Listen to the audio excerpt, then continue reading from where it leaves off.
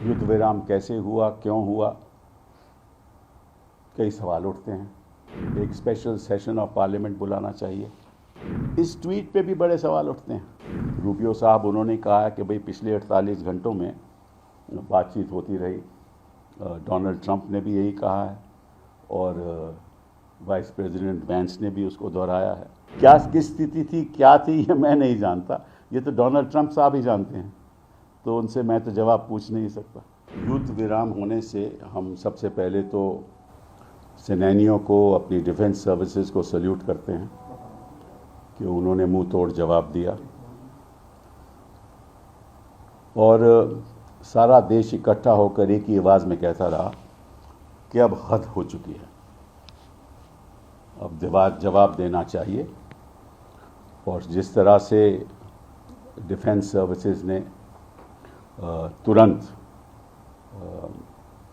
उनके जो terrorist camps हैं उन पे हमला किया, उनकी डिफेंस इस्टेब्लिशमेंट पे हमला किया, लाहौर पे हमला किया,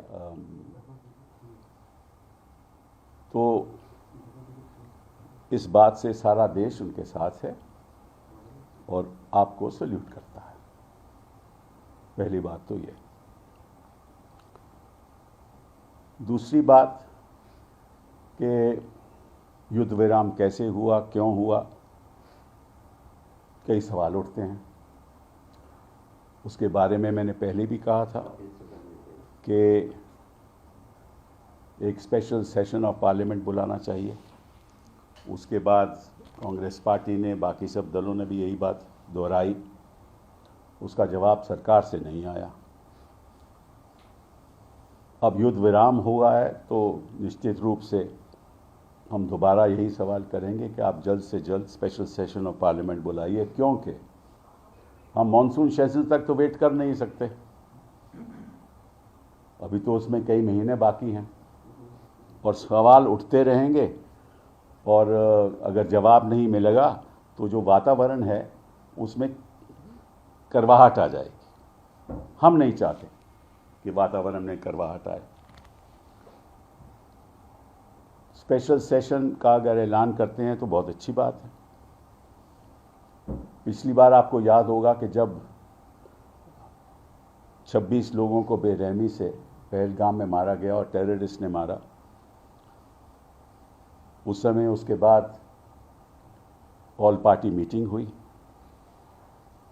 और मैंने पहले भी कहा था कि मुझे तो अच्छा नहीं लगा कि इतना बड़ा हादसा हुआ हो, इतना बड़ा आक्रमण हुआ हो, जहां 26 लोगों की मृत्यु टेररिस्ट के हाथ हो गई हो और मंत्री जी उस बैठक में शामिल नहीं थे।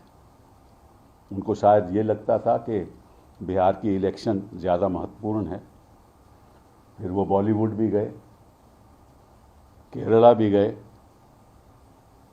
शायद उनको लगता है कि कहीं भी हादसा ऐसा हो जाए, चाहे मणिपुर में जो भी हो जाए, जाना ज़रूरी नहीं है। और मैंने ये भी सुना है कि पहलगाम में उनका उनको जाना था और वो भी पहलगाम में नहीं गए। उन्होंने अपना जो फैसला था जाने का वो वापस ले लिया, वहाँ नहीं गए। मालूम नहीं क्यों नहीं गए। तो इन चीज़ों पे सवाल उठते हैं और मुश्किल ये है कि कोई सवाल देने वाला है, जवाब देने वाला है नहीं। हाँ? तो ना सवाल उठेंगे ना जवाब मिलेंगे, तो ना सवाल उठते हैं ना जवाब मिलते हैं। इनको लगता है कि शायद हम कौन होते हैं। ये अच्छी बात नहीं है। अब आप डोनाल्ड ट्रंप को भी देख लीजिए, रोज़ के रोज़ वो प्रेस के सामने आते हैं, रोज़ के रोज़ जवाब देते हैं। उनको जवाब भी उनके सवाल भी बड़े करवाहट होते हैं, फिर भी जवाब देते हैं। यहाँ तो मुद्दत भी गए 10 साल से ज़्यादा हो गए, कोई सवाल पूछने वाला ही नहीं है, क्योंकि जवाब देने वाला ही कोई नहीं है।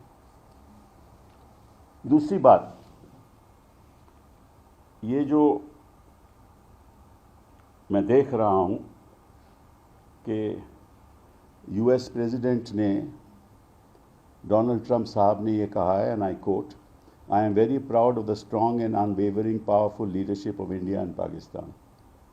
I am proud that the USA was able to help you arrive at this historic and heroic decision. While not even discussed, I am going to increase trade substantially with both of these great nations. Additionally, I will work with you both to see if after 1,000 years a solution can be arrived at concerning Kashmir. तो इस tweet पे भी बड़े सवाल उठते हैं. वो कहते हैं कि और ये उनके जो सेक्रेटरी ऑफ स्टेट हैं रूबियो साहब, उन्होंने कहा है कि भाई पिछले 48 घंटों में बातचीत होती रही. डोनाल्ड ट्रंप ने भी यही कहा है और वाइस प्रेसिडेंट वैंस ने भी उसको दोहराया है. तो हुआ क्या, कैसे हुआ, क्यों हुआ, क्या बातचीत हुई, इसके बारे में तो कोई चर्चा है नहीं, हमें मालूम नहीं है.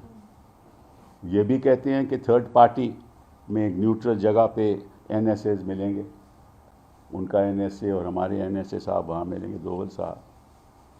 और उधर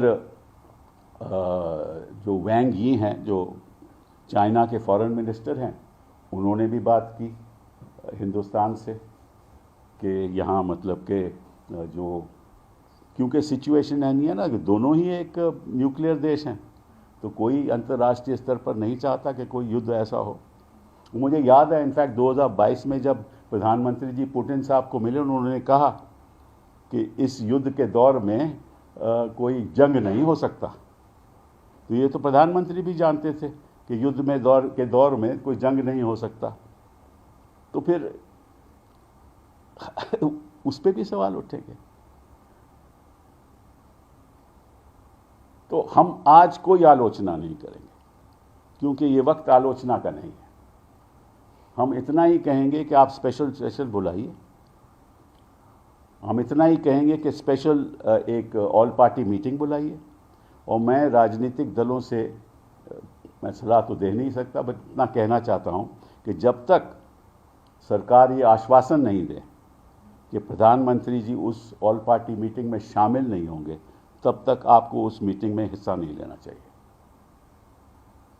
क्योंकि ये प्रधानमंत्री जी हैं. इतना बड़ा जुल्म हुआ है, हमारे मासूम लोग मारे गए, और प्रधानमंत्री जी उस बैठक में पहले नहीं बैठे और अब भी नहीं बैठेंगे, तो लगता है कि उनको जवाब देने की कोई ज़रूरत ही नहीं है.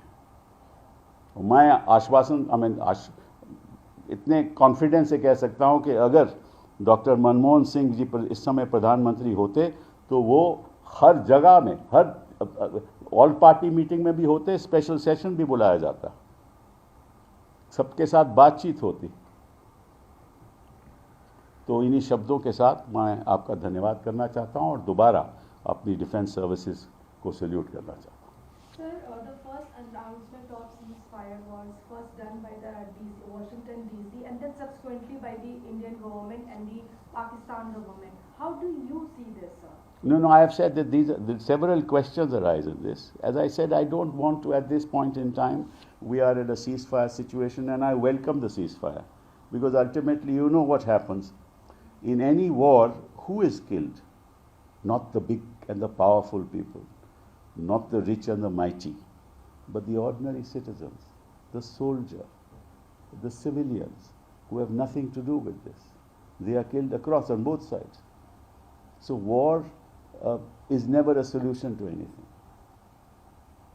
Is never a solution to anything.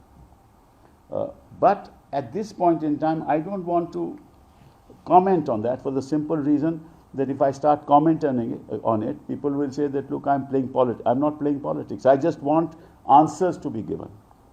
And the person who must give those answers is the Prime Minister of India. And a special session be called because this is an event which has in fact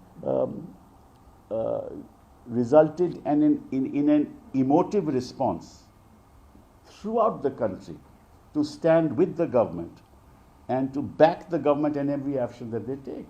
So if we stand by them, they must also respond by saying that, yes, we will let you know this is what happened.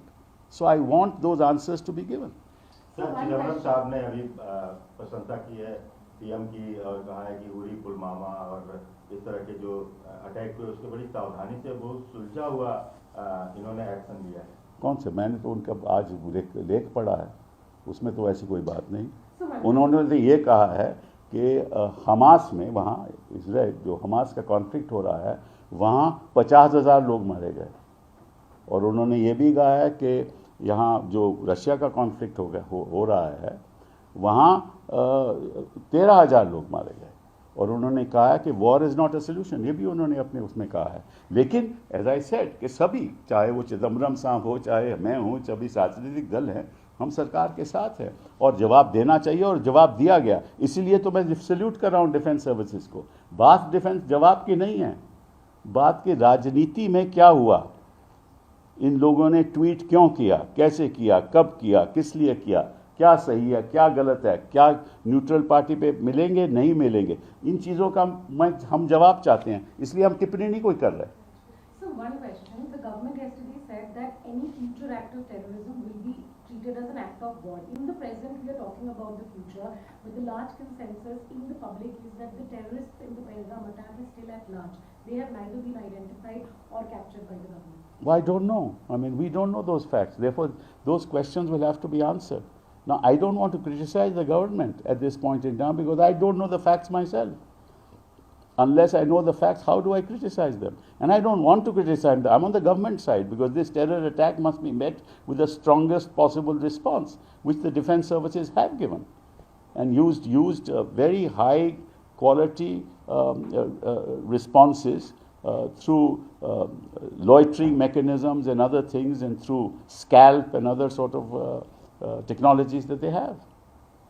Sir, Donald Trump के tweet पे जो आप उनकी भाषा समझ में आती है कि लाखों लोगों की जान जा सकती है, तो क्या ऐसा लगता है कि पाकिस्तान मनमनाए बैठा था, उनकी बातों से जो लग रहा है कि कोई न्यूक्लियर अटैक करेगा या और एस्केलेट करेगा, और उनकी इंटरवेंशन? नहीं, एस्केलेशन तो हो रही थी, एस्केलेशन तो निश्चित रूप से हो रही थी, क्योंकि जब हमने कड़ा जवाब दिया, मुंह तोड़ जवाब दिया, तो उन्होंने भी श्रीनगर पे, पुंछ पे, जम्मू पे और सारे राजस्थान में, सारे बाउंड्री, अपने बॉर्डर पे उन्होंने आक्रमण शुरू कर दिया। तो देखिए, ऐसा है ना कि जब अब तक जो अच्छी बात ये हुई कि अब तक एयरफोर्स, जो हमारा कोई भी फाइटर प्लेन है, वो लाइन ऑफ कंट्रोल से आगे नहीं आया। तो ये तो लाइन ऑफ कंट्रोल से पीछे सब युद्ध हो रहा था। ये अच्छी बात है, क्योंकि जब ऐसा हो तब तो फिर पीछे हटने का सवाल ही नहीं होता। तो क्या किस स्थिति थी, क्या थी, ये मैं नहीं जानता, ये तो डोनाल्ड ट्रंप साहब ही जानते हैं।